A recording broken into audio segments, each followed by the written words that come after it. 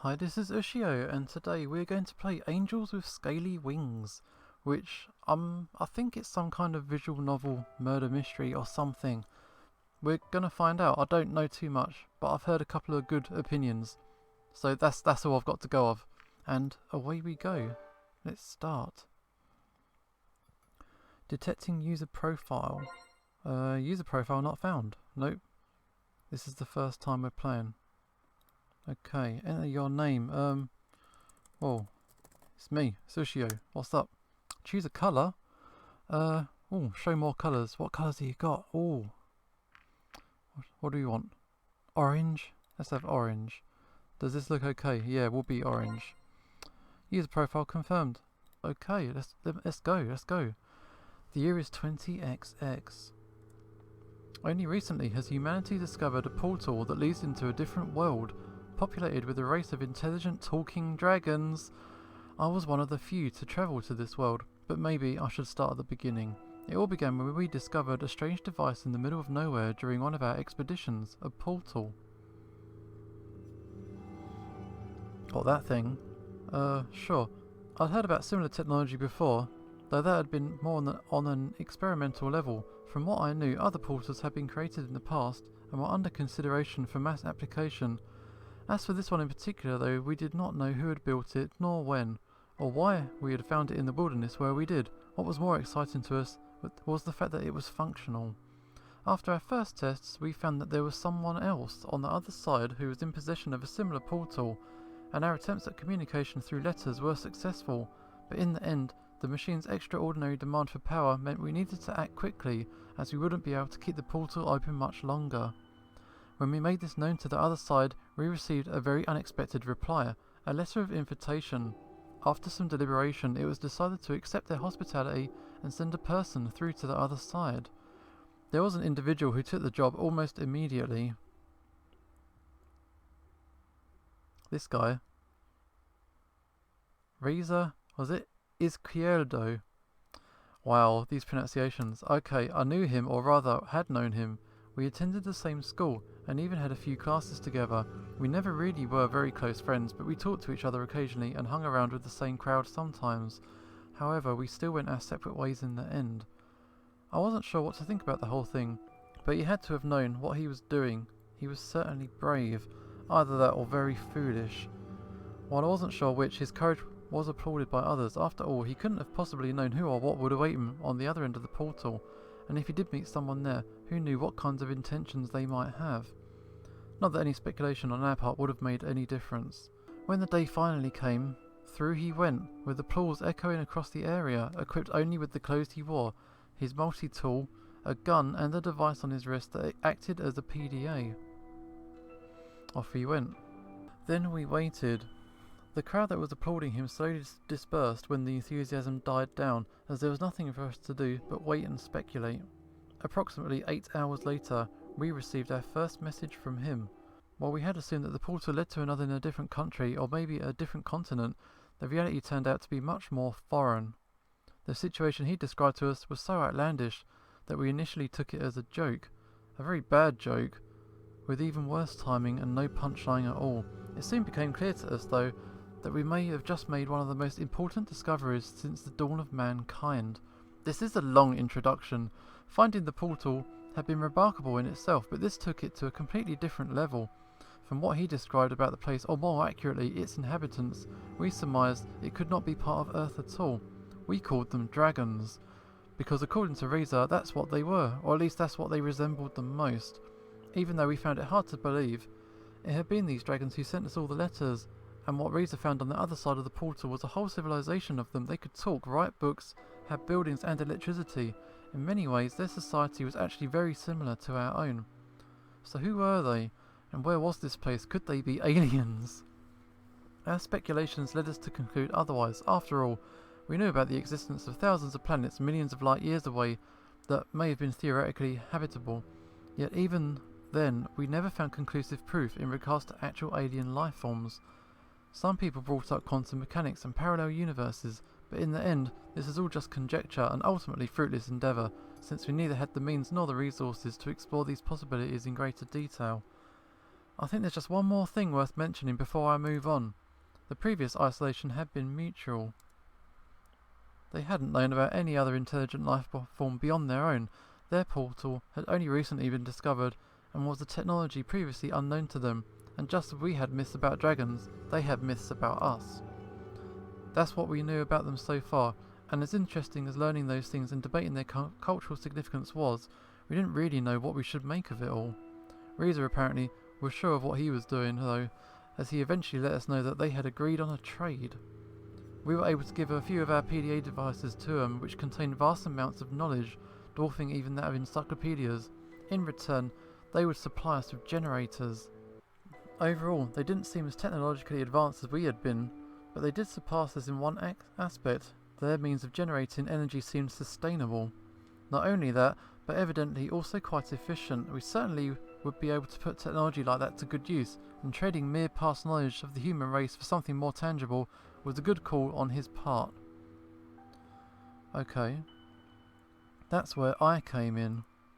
My prior experience in both biology and sociology made me a good fit to deliver our PDA devices for the trade, and while in the Dragon's world, waiting for the prototypes of our generators to be manufactured by them, I would act as an ambassador on humanity's behalf. What a way to make a first impression by a display of mutual goodwill. Everyone benefits and everyone goes home happy. All is well. At least that was the plan. Despite the images that living talking dragons might conjure up in some people's minds, I didn't even think of bringing a weapon myself, considering that they were reportedly friendly and peaceful enough. There was no need for me to fear potential ill intentions like Reza did when he had stepped into the unknown territory, and acting as humanity's ambassador, I had to do my best to uphold a high standard in fostering this diplomatic relationship.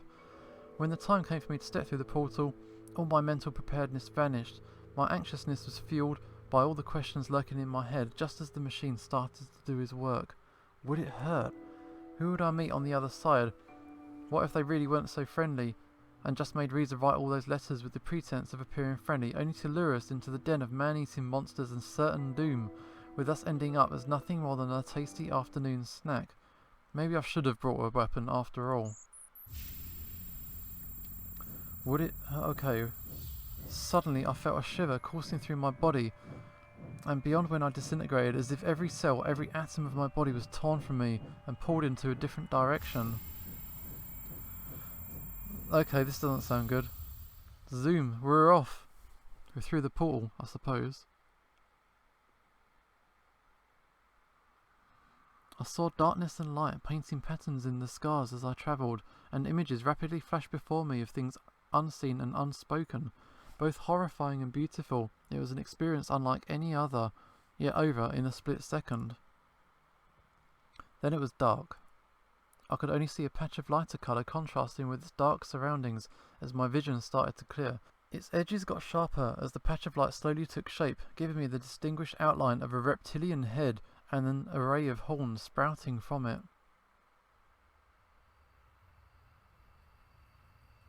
Here's someone. Who's this? Yo, what's up, my dude? It's a dragon! As I could now see, a dragon who not only had a pair of round glasses, but also wore a burgundy tie around his neck. I guess they got the same fashion sensibilities. Remy, in the name of our people, I bid you welcome. If I may introduce myself, I am Remy, your guide and ambassador, a representative of our council. The dragon spoke. Yeah, he totally did. It was one thing to have heard and read about it, but something else entirely to have one standing in front of me in flesh and blood and tongue. It was good that all my mental preparedness had disappeared when I was teleported, because nothing could have prepared me for this one. Alright. Sorry, I imagine you might still feel the effects of teleportation. Drowsiness or weakness is not unusual, as is fainting and the spontaneous emptying of your bowels, bladder or stomach. How do you feel? What? I ain't gonna shit myself. Rendered speechless, I'd totally forgotten that I was shouldering the burden of representing my people to them as well.